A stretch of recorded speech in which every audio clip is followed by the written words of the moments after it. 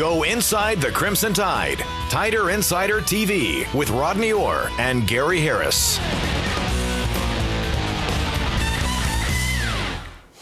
Well, good evening, everybody, and welcome into another edition of Tider Insider TV alongside Rodney Orr from TiderInsider.com. I'm Gary Harris. Tider Insider TV is presented by Buffalo Rock, and tonight we're enjoying ice-cold Pepsi. Well, finally, football season's over.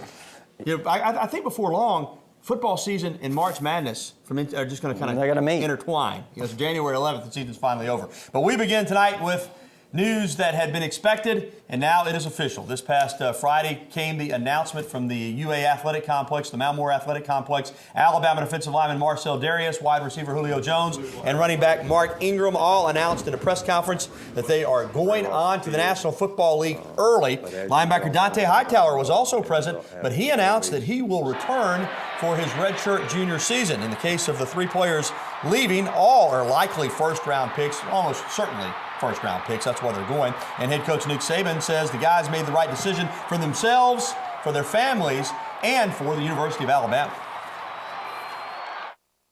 I am fully endorsing each and every one of these guys in terms of the decision that they made.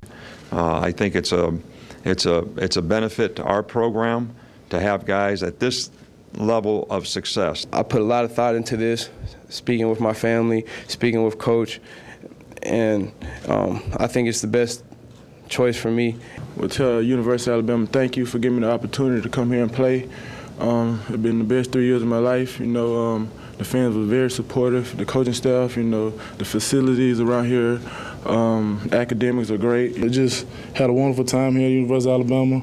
I had no idea I would excel the way I did and had so much fun with my friends.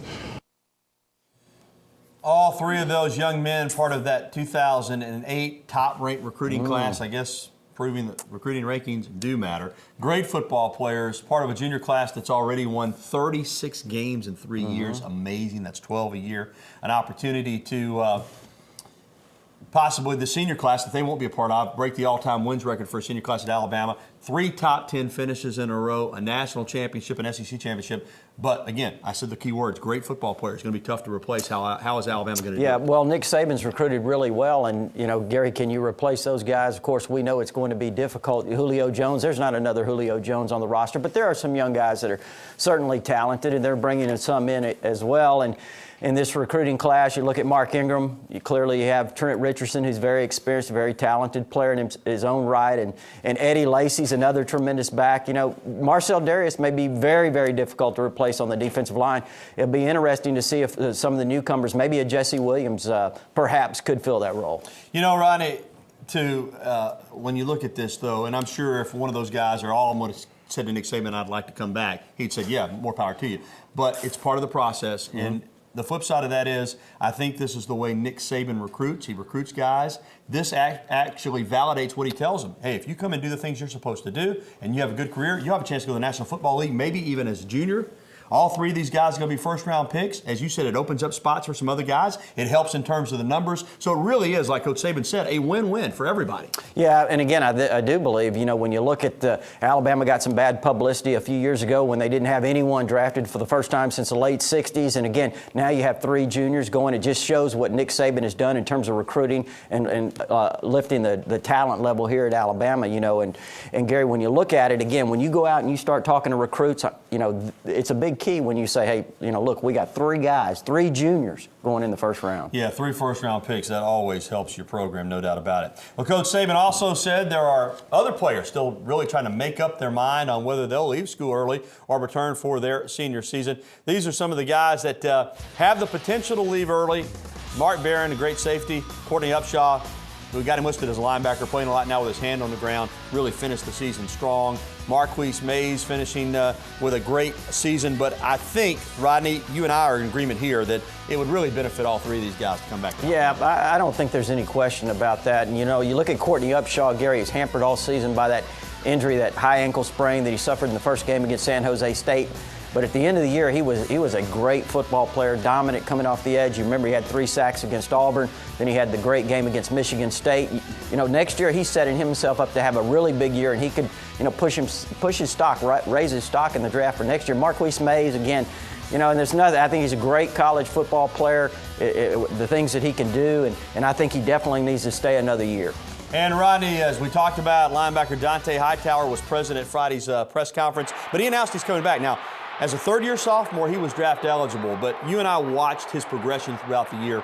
Early on, he played hard, he played tough, but he wasn't himself. But by the end of the season, you know, the Georgia State game, the Auburn game, the bowl game in particular, he really started to look like Dante Hightower, and I think his stock is just going to skyrocket next year when he's healthy for the entire season. And that's pretty much what he said, Gary, summing up, you know, talking to him after he announced his decision, was that, you know, he realized that he needed to come back, that he wasn't himself the entire season. He knew from talking to people in the NFL that, you know, his speed, he just didn't play as fast as he did before his knee injury, and he realized that it would be in his best interest to come back next season and, you know, get an opportunity to help himself in terms of the off-season program and, you know, gain some of that speed and quickness back. From guys that are leaving or thinking about leaving and to guys who are coming in. Recruiting now. Last week, a couple of those big high school all-star games, the Under Armour game and the Army All-American game in Alabama. Got a couple of big commitments from those football games. Play college football. Alabama. Xavier Dixon was the first in the Under Armour game. Came down to Alabama and Georgia. He went with the school that had recruited him the longest, the hardest, and where you always felt he would go. But boy, Georgia really made it interesting and made for some nervous moments for Tide fans. But in the end, this great pass rusher out of Griffin, Georgia, says he's going to sign with the Tide. Yep, lifelong Georgia fan, Gary. But his coach Steve DeVorsey, told me last week Alabama just did a much better job of recruiting him start to finish than Georgia did. But as you mentioned, you know, Georgia being this team that he had always wanted to play for, did make a late run. But he's a huge pickup, Gary, because of his ability. He's another one of those defensive linemen that has the ability to pressure the passer. You know, Alabama's lacked some of that and, you know, or needs more of it, certainly. And I think Xavier Dixon, when you look at him, I think he's already like 262 pounds. They list him as linebacker, but he's a guy that's probably going to get a lot bigger.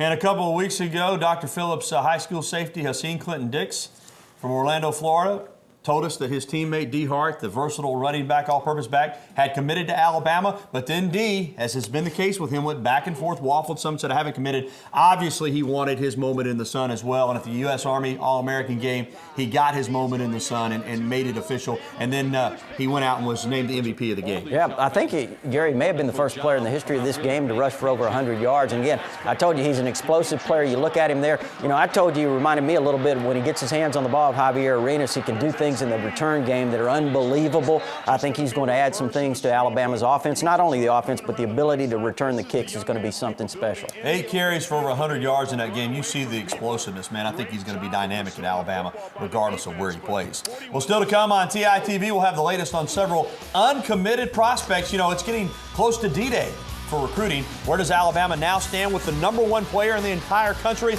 We'll have an update on Jadeveon Clowney. I just have a hard name.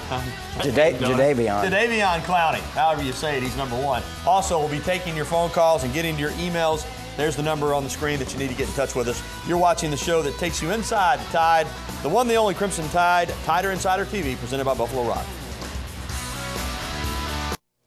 Welcome back, everybody. We already talked about the Tide's 2 big verbal commitments from last week, but there was bad news on the recruiting trail as well, and really a one that's a little dumbfounding. Russellville linebacker and running back Brent Callaway, who'd been committed to Alabama for going on 2 years, arguably the best prospect in the state for 2011. At Saturday's Army All-American Bowl, decommitted from Alabama, and to put salt into the wound, went to the school that Alabama is rivals with. Let's take a look. I think I'm going to go with Auburn. He is going to go to Auburn after having committed to Alabama for over a year. Why the switch? I mean, I weighed out everything, and I talked to the coaches. They have a great campus, and it's family, and I love it there. It fits my personality. I think a lot of people are trying to figure this one out.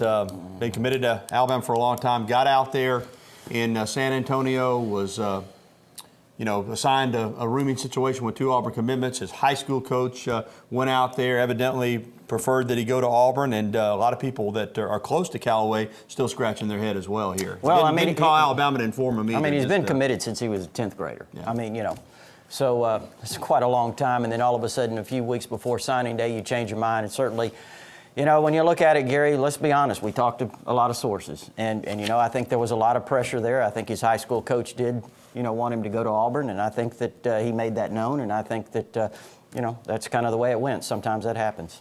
Is Alabama still recruiting him, and any chance that they I think they certainly will continue to recruit him. I think, sometimes when a guy makes a commitment like this, switches on you, you back off a little bit, give him some time to think about it. I don't think Brent's totally 100% sure that he wants to go to Auburn, to be quite honest with you. And again, I'm talking to people that are very, very, very close to him, that were shocked at what he did and very disappointed in what he did. So, we'll see what happens. Sounds like a fluid situation. We'll continue to cover it for you here on Tider Insider TV, and of course, you'll have the latest on TiderInsider.com. Well, up next, Nick Saban makes a appearance on ESPN, and with just weeks left until signing day, we'll tell you who's hot on the Tide's recruiting radar. Plus, we'll take your phone calls and get to your emails. Give us a call at 205-348-WVUA. That's 348-9882. Or you can email us, TITV@WVUATV.com. Stay with us. Welcome back to TITV. He's Rodney Orr. I'm Gary Harris, and Nick Saban is the Alabama head football coach. And last night, Auburn's moment in the sun, pinnacle of college football. The Tigers capture the national championship. It had to hurt some Auburn fans, though, that one of the guest analysts, in addition to Urban Meyer, was Alabama's Nick Saban, who I thought did a terrific job. Yeah, he really did.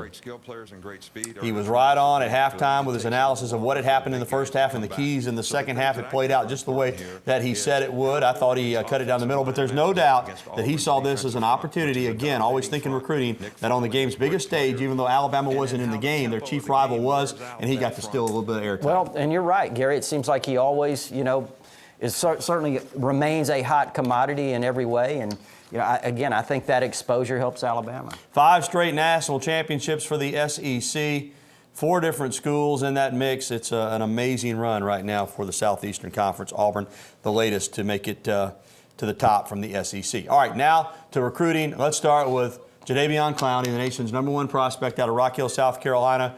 You have long felt that South Carolina is the leader. They may still very well be. But Chris Rumpf coming over from Clemson, and the fact that Alabama has continued to diligently recruit this young man, has the Tide right in the mix, and he's coming in for an official this weekend. Yep, J.D. Clowney will be here. And again, I've always maintained over the last, well, I'll say always, the last few months anyway, that South Carolina is going to be tough to beat. I still think they'll be tough to beat, but I do think Alabama is probably a little bit stronger in the mix than maybe we thought a couple of weeks ago. But, again, I think when you're talking about distance from home, that's going to be a key, Gary. Another prospect that Chris Rumpf has an outstanding relationship with is Phillip Dukes, defensive tackle out of Manning, South Carolina. And now Alabama strong in the mix here, too. Again, the key with Phillip is, and I know that Chris Rumpf will help Alabama in this situation with Phillip Dukes, but it's the distance from home. I know, talking to his high school coach for the last year, that staying close to home is important to him. Now, when you're talking about Manning, South Carolina, don't forget John Fulton, the current Alabama freshman cornerback from the same high school. So that could help a little bit. Now, Malcolm Mitchell out of Valdosta, a guy that has outstanding athletic ability as a defensive back, possibly as a receiver, kickoff returner. And this looks like an Alabama-Georgia deal. Maybe Auburn in this too. Alabama, Georgia, and in fact, he's an excellent defensive back. Had a great game there. You see him number 26 in the All-Star game. I think this touchdown pass coming up right here, and had a really good year. Gary, as a receiver, had 77 catches for 13 touchdowns, and just had a big year. But again, I think at Alabama you might look at him on defense. We'll see. But Alabama's been considered the leader over Georgia. He'll announce on the 20th of January. And some have Jay Rome rated as the top tight end not only in the South but in the country. Well, and he's got the bloodlines. His dad was a great player, great athlete at Clemson, played basketball. Jay is, obviously one of the better tight ends in the country. Alabama, Georgia, Clemson, Tennessee, those 4 in the mix very strongly. And Georgia was a team, and his dad told us this up front, that he was going to commit to last summer. His dad asked him to hold off and go through the process. So, Georgia has been considered the leader. Sticking with prospects from the state of Georgia, because Alabama's recruiting heavily over there. And, You say Crowell, I say Kroll, however you say Isaiah's last name. This is a terrific running back, and there's no doubt that if Alabama could get a commitment and eventually a name on the dotted line from Isaiah Crowell, Kroll, that it could go a long way toward giving the Tide that number on his back, the #1 recruiting class in the country. Well, you know, when you look at Isaiah, at one point everybody thought Alabama was the leader, but Georgia's been the home state school. It's been his dream to play there. And, you know, I kind of think that when it comes down to it, that's where he's going to end up going. Now, I know in the last few weeks I've been pretty strong in my comments that I thought he was leaning to Georgia. And, you know, some people question that, and some people say, well, Alabama feels really good about him. Well, you know, that's great, and I hope he ends up here. But at the same time, Gary, when it comes down to it, I think it's going to be tough to get him away from Georgia. And Crow, along with Mitchell and Rome, all coming in for official visits this weekend, as is Nick Brazel out of Mississippi, Brandon Fultz out of Tennessee, and then several commitments for the Tide. Marvin Shin, Jabril Washington, Ryan Kelly, Bradley Silv, all expected in for official visits this coming weekend. So with signing day close approaching, it's a big, big weekend in recruiting for Alabama. Yeah, it is. And, you know, good mix of guys that are not committed and those guys who are committed already, and they come in and they kind of help you recruit those guys. All right, speaking of recruiting, time to take some phone calls, and James in Rainbow City has a question about another top uncommitted prospect. Go ahead, James. Hey, guys, how y'all doing? Doing well. Have y'all had any word on the young man from Maryland, Cunjo? What's the latest on Cyrus Conjo? Well, Cyrus is, of course, the brother of Ari, who's redshirted as a freshman here this past season. And, you know, I think when all is said and done, Cyrus ends up here at Alabama. I thought he looked good in that Under Armour All-American game. And, you know, obviously there's some other schools in the mix. Notre Dame had been in the mix. New Mexico, he's visited there. Southern Cal's really recruited him very hard. In fact, he's going to even visit Auburn. And Iowa's been in there as well. But I think when all is said and done, I think Cyrus Quanjo ends up here at Alabama. There you go. All right, thanks for the phone call, James. Let's stay in Tuscaloosa and talk to BT. BT, what's going on? Gary, I was wondering, you and Rodney, that what's the latest on next year's team? I don't know what we'll be like, or you think we'd be contenders for the championship or what? Absolutely, BT. I really think Alabama's at a point now where they're going to be a contender for the SEC and national championship every year. Let's just say the SEC championship, because if you're going to contend for the SEC championship, you're probably going to be in contention for the national championship. We talked about the juniors that are leaving, but this is a talented football team that I think will be definitely top 10 preseason, maybe even top 5. Yeah, and the offensive line should be much better next year when you look at it, and I think that's going to help on that side. You know, obviously you're losing Julio Jones. You can't replace him, but I tell you, the guy, what really concerns me the most, and I know that A.J. McCarron and Phillip Sims are very vastly talented young quarterbacks, but at the same time, they don't have any experience. You lose that with McElroy, who was a seasoned veteran and a great game manager and threw for 3,000 yards, close to it. And, you know, 24-3 as a starter, pretty good. And look out defensively. They were pretty good on defense this year. They're going to be really, really salty next year. More of your phone calls and emails in a moment. Stay with us. And we'd like to take a moment to thank the Locker Room, a Tuscaloosa tradition, for providing us with original elephant wear. The Locker Room is located on the University Strip. It's been there for 46 years. It's the home of the original elephant wear, just like the shirt that I have on tonight. Whether it's a shirt, a tie, a sweater vest, a pullover, pants, you can drop by the Locker Room and take a look at their entire inventory, or you can check them out online. Just get on the internet. You can even order off the internet, and they'll ship it to you. The Locker Room, a Tuscaloosa tradition for 46 years and home of the original elephant wear. All right, let's go back to the phone. CB has been patiently waiting in Tuscaloosa. CB, what's going on, my good friend? CB, you there? Y'all looking mighty sharp. Yeah, I'm here. Thank you, sir. That kid from Northridge, I know, I was looking at him. He's a little bit better player than I thought he was. He may get shot in there pretty quick. Football player. Thank you, CB. That's a good point, because Vinny Sinceri, I tell you one thing, look at that. This kid knows how to play the game. He's got instincts, he's got speed, and he loves football. You know, his dad, Sal, who's a coach at Alabama, was an All-American linebacker at the University of Pittsburgh in 1981.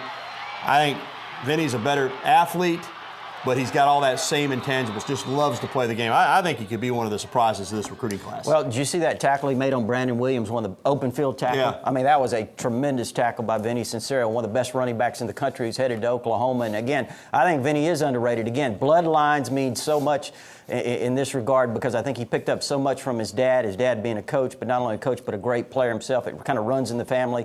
I know his mother told me back in the spring, Gary, one thing that Vinny has on his dad, a lot more speed. A lot better looking, too. I hope Sal won't mind me saying that. I think he would probably agree. All right, let's talk with, I got an email from Trey in West Blockton. Any possible recruiting coups for Bama in the weeks prior to National Signing Day? Possible coups? Well, it depends on what you mean by a coup. If you mean a secretive commitment, I really don't know about that. But when you get a guy like Cyrus Kwanjo, I think that would have to be a coup if they could pull off Jadeveon Clowney. I mean, there wouldn't be a bigger coup than that. But certainly I think Alabama's in position with several top-notch prospects, and you just kind of have to see how it shakes out. All right, thanks for the phone calls and emails. We'll be back right after this. All right, before we close it out, the Alabama gymnastics team defeated Penn State in the season opener last Friday night, thanks in large part to all their freshmen. Deandra Milliner shared first place on the vault, while newcomer Sarah DeMeo won the balance beam. 8 freshmen. They don't have the luxuries, though, of coming in and getting acclimated. They got thrown into the fire right off the bat. The freshmen can come in and they can kind of wean their way into the lineup, or get comfortable. These guys didn't really have a chance to get comfortable. It's like, for Deandra, it's like trial by fire. It's like, okay, Deandra, here we go. We're starting. And I think that's the difference of when you lose a big, large class like we did. Alabama, though, looking strong, and you can catch the Sarah Patterson show tomorrow night at 6:30, and following that, you can see the entire meet between Alabama and Penn State. All right, time to go to dinner tonight. We're headed over to the Pottery Grill in Northport for some of the finest barbecue in the state of Alabama. And don't forget, if you missed any of tonight's show, there's only one place you need to go to find it, WVUATV.com. John Huddleston will have the full telecast posted later this evening. So, for John Huddleston, our entire TITV crew, and this man, Rodney Orr from TiderInsider.com, I'm Gary Harris. Thanks for watching, and we'll see you again next week.